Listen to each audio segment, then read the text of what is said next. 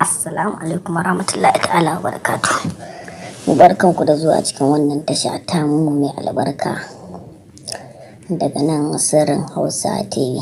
Yau kanin rahotannin namu ne za su tsaya a kan wannan babbar jaruma wacce jaruma ce ba ta wasa ba, babbar jaruma ce wadda ta yi fice, ta shahara ta yi fina-finai, ta yi series da dama. Ita kenan wannan jaruma mai suna Hadiza Gabon.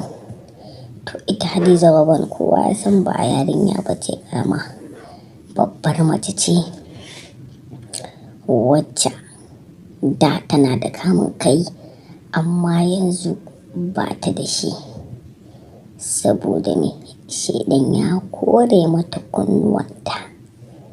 Ita ta fi gane iskanci ya fi komai ai.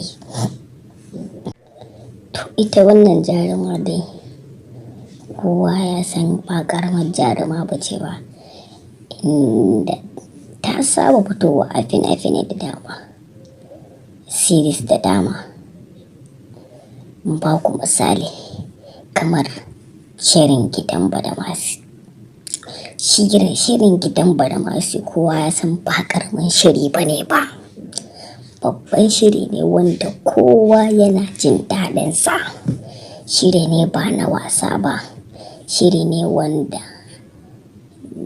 yake ban dariya.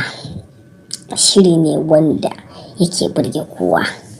Wadda ita wannan jaruma Hadiza Gabon a cikin wannan shirin dai ya kasance dai tana da kamun kai, amma yanzu alamun da take nuna ba ta da kamun kai.